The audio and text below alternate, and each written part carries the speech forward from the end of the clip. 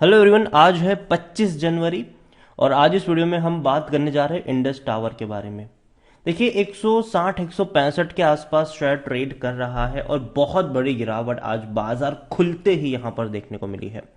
और ये एक्सपेक्टेड भी था क्योंकि जो नतीजे इनके आए हैं वो बिल्कुल भी एंकरेजिंग तो बिल्कुल नहीं है। और वीडियो में हम उसके बारे में डिस्कस भी करेंगे और साथ में ये भी बातचीत करेंगे कि इंडस टावर का क्या आने वाले दौर में कुछ फ्यूचर है भी कि नहीं, और मौके अगर बनेंगे भी तो कहां पर बनेंगे। वीडियो को शुरू करूं उससे पहले अगर आपने अभी तक चैनल को सब्सक्राइब नहीं किया है तो प्लीज़ अभी इसे सब्सक्राइब कर लीजिए, क्योंकि आगे भी बहुत सारे वीडियोस हैं जो आपको काफ़ी ज़्यादा हेल्प करेंगे।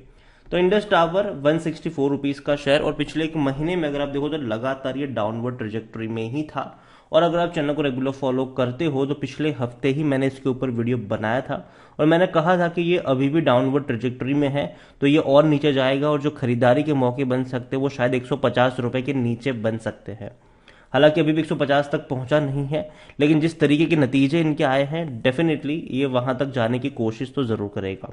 और पिछले एक साल की अगर हम बात करें तो एक साल का जो सबसे बड़ा लो है वो भी अभी बना है यहां पर। आप देखिए एक साल में जो सबसे बड़ा लो है जस्ट अभी बना है और एक साल में 35% की गिरावट ये ऑलरेडी दिखा चुका है।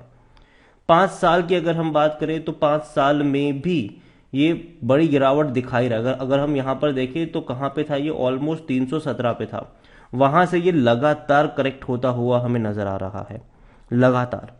और कह सकते हो कि अब तक का सबसे बड़ा लो और सबसे बड़ी बॉटम ये अभी बनाने की कोशिश कर रहा है। अगर आप ऐसा भी कहोगे तो कोई दिक्कत नहीं है।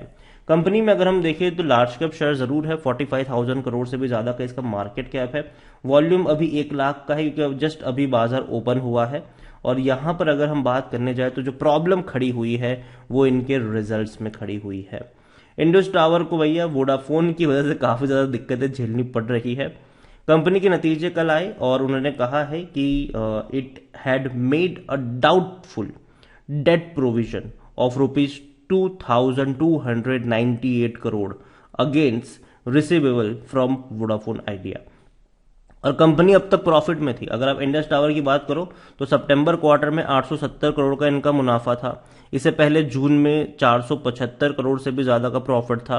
पिछले साल सितंबर में 1500 करोड़ से भी ज्यादा का प्रॉफिट था। और अभी कंपनी आ चुकी है लॉस में।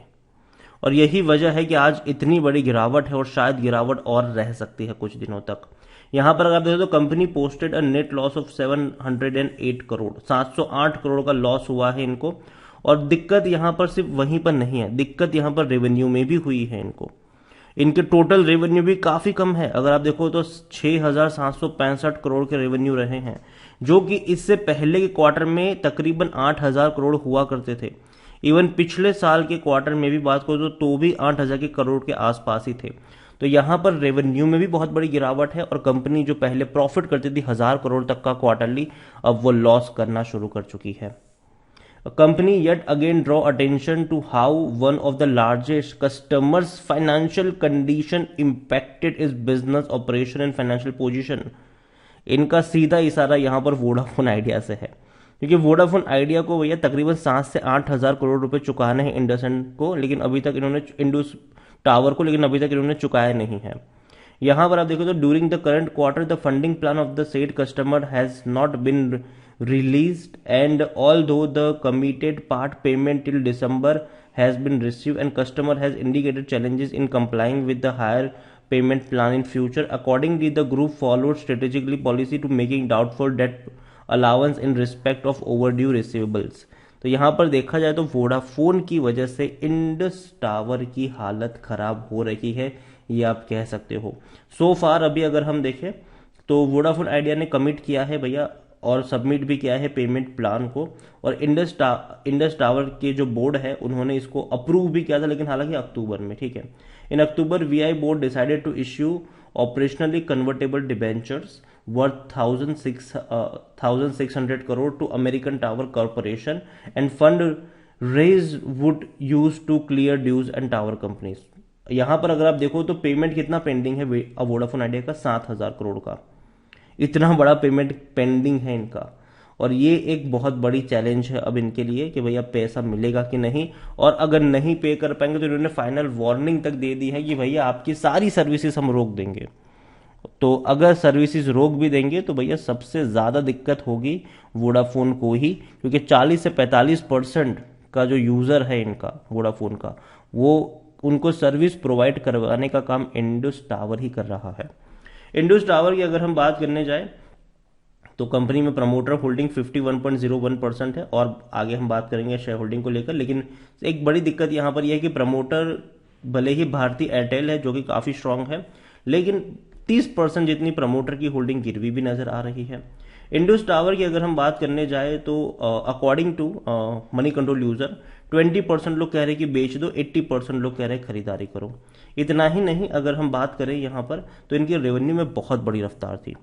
आप देखिए जो रेवेन्यू पहले सालाना 6,000-7,000 करोड़ हुआ करते थे, वो सीधे 27,000 करोड़ हो गए, और अभी इनसे वैसे रेवेन्यू एक्सपेक्ट किए भी जा रहे हैं।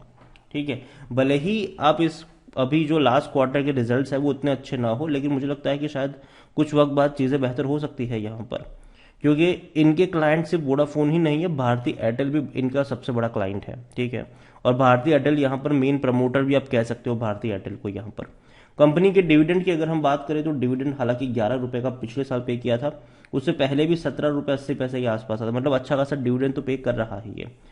इंडस टावर के बारे में अगर हम देखें तो 7.21 का इसका पी रेशियो है। सेक्टर पी अगर देखा जाए तो हालांकि नेगेटिव में है, लेकिन सिर्फ 20% एनालिस्ट ही है जो खरीदारी करने की यहाँ पर बात कर रहा है, क्योंकि डेफिनेटली कंपनी दिक्कत में है और आप उस चीज़ से इनकार नहीं कर सकते हो।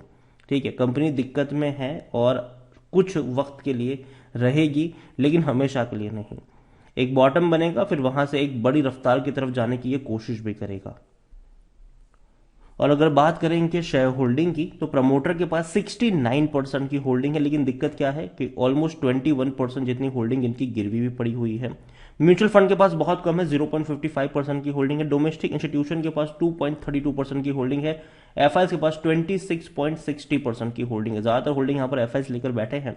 रिटेल के पास बहुत कम है, ना के बराबर है, 1.08% ही है, बहुत छोटी सी होल्डिंग आप कह सकते हो। अदर पार्टी 0.44% की होल्डिंग लेकर बैठी हुई है। तो देखो इंडस टावर की अगर मैं बात करूं तो कंपनी जो है वो डेफिनेटली खराब तो नहीं है, लेकिन पिछले कुछ वक्त से लगातार यहां पर सिर्फ और सिर्फ डाउनवर्ड ट्रजेक्टरी हमें देखने को मिल रही है, और कंपनी में जो खबरें भी निकल कर आ रही है वो भी उतनी ज़्यादा पॉजिटिव नहीं है, उतनी एंकरेजिंग नहीं है कि आप ये कह सको कि अच्छा यहाँ से रिकवर कर जाएगा ये शेयर। देखो मैंने पहले भी कहा था कि मैं मानता हूं कि इंडस टावर दिक्कत में ज़रूर है, लेकिन डेफिनेटली इसमें पोटेंशियल ज़रूर है रिकवर करने का, लेकिन थोड़ा सा वक्त लगेगा, थोड़ा सा इंतज़ार आपको यहाँ पर करना पड़ेगा।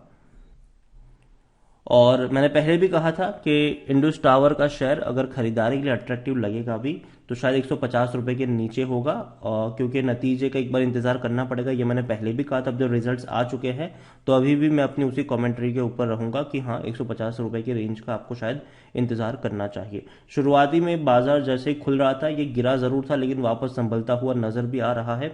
या आपको सुबह जब 165 पे देखने को मिल रहा था उससे नीचे था, लेकिन अभी धीरे धीरे रिकवर भी कर रहा है। लेकिन इसका मतलब ये नहीं है कि अंधाधुंध पैसा लगा दिया जाए, अगेन थोड़ा सा संभल के पैसा यहाँ पे लगाएगा। लेकिन हाँ, अगर वीआई पेमेंट कर देता है इनको, अगेन बहुत कुछ डिपेंड करता है वोडाफोन आइडिया के पेमेंट के ऊपर, उनके फंड रेज के ऊपर।